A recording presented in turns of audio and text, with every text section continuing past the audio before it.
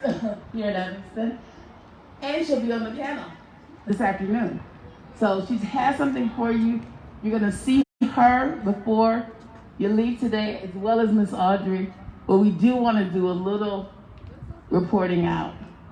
We heard some great conversation about how you identify and how it affects your activism.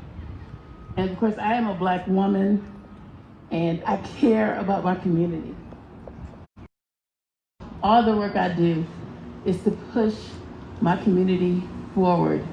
My community of African Americans, my community of women, my community of Evanstonians, my community as a citizen of the world. All of that pushes me to push this work forward. So we want to hear from just a few of you all. Any example that you shared or that you like, put your hand up? I love you.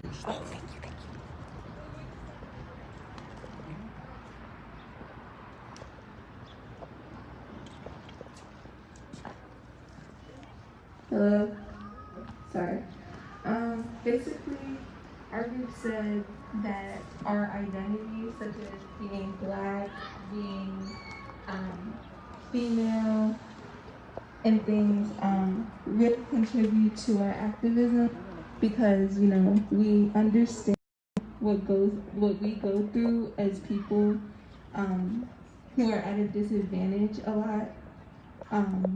So that really empowers us and inspires us to push for change and advocate for our people, and also use the privileges that we do have to also advocate, such as coming from a home of educators. We can use the knowledge that we are given to educate others, as well as looking at what we don't go through and being considerate of the privilege that we do have as people.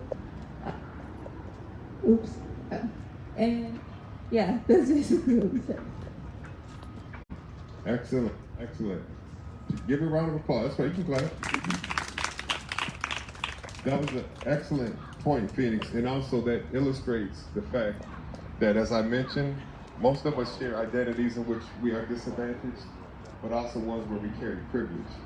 And one of the keys is the ways we're targeted or disadvantaged, we need to one another.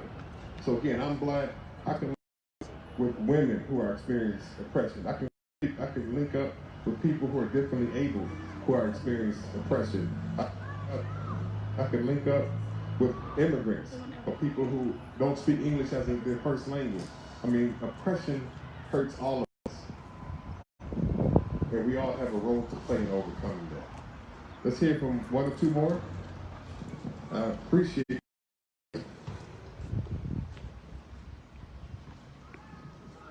My group basically said because we're all men, we can't understand the problems of women. And because of the ethnicities that we are, we can't basically understand everybody's struggles because we're all different. Excellent. Yep, give it up. Very, very, very key. We all have limitations based on our identities. And we need to know where those limitations lie. And there's nothing wrong, everything right with acknowledging that. So as men, or as males or boys, however you identify, yeah, there's privileges, but there's also limitations to that. And it's important that we can recognize that. Great. Anyone else? One more? Two more?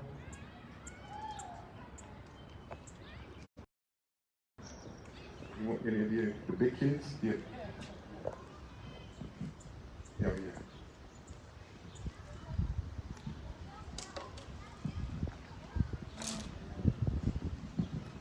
My group just talked about how your identity makes you more aware of surroundings and makes you more self-conscious. Like, we talked about females specifically, like how if you're going running at night, you'll have to be aware of your surroundings because of sex trafficking, whereas males don't really have to worry about that. But if you're a Black male, then you have to be more aware of police because you can have miscommunication and then one thing can lead to another. So yeah. Excellent point. So hence, it's very complex. It's very complex. It's very complicated. There's many different layers to it. None of this is simple. That's why we really respect you all being here and engaging in this work. It's hard work. But that's another great point. I don't want to steal your thunder from your panel, but you were summoned to the microphone. Hello, everyone. My name is Kimon, like Kim just mentioned, and I love this conversation about identity in general. So I don't know if everyone knows what Juneteenth is. So Juneteenth is America's real Freedom Day, real Emancipation Day, and we had the first virtual parade in car parade this year, and we plan to have it every year. A part of that, we have t-shirts as a fundraiser, and today I'm here to give each and every one of you a Juneteenth tank top. We have them in white and black, and it's a really great conversation starter because on it, this is the design, and it says, celebrate Juneteenth, and the date, which is June 19th, 1865, is when the last slaves, over 250,000 slaves in Galveston, Texas, were freed, not by the Emancipation Proclamation. So wear your t-shirts if anyone asks you, what is Juneteenth? What is June 19th? And you know the answer. So I can, you guys can let me know if you want a white or black one, and you're individually, or however you guys want to do it. Awesome. I'm sorry? Oh, well, so a part of that is, knowing your past leads you to knowing your future, and how that, if you're celebrating the 4th of July as America's real Independence Day, it's not only based on a lie, it's not who you are as black children, as black people, and also the white children in the audience. It's, celebrating Juneteenth is a big part of being uplifting black voices, and also, respecting truth, and that the history is not properly taught in schools, and that is another message pushing that everyone celebrates Juneteenth, and be your identity, spreading the truth and knowledge to everyone else in the community. So, although it's an African American holiday, it's a celebration for everyone, because we're all here to celebrate freedom and liberation. And I'll just say that freedom is given, liberation is earned. So that's a National Liberation Day. And but I'll stop there before I get started. So how do you want to close them out? By saying we'll see you on Zoom this afternoon. You guys should see the youth and young adult team for your lunch ticket and lunch instructions. If you are a registered member of this event, please stop at the table, stop at one of the restaurants, get lunch. They'll tell you how it goes, and we'll meet you on Zoom at 1:30. 1:30. Let's start with the t-shirts. So let's form a line, a socially distanced line.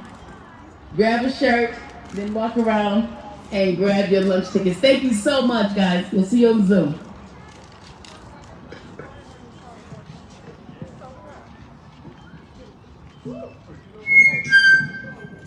Turn it off now.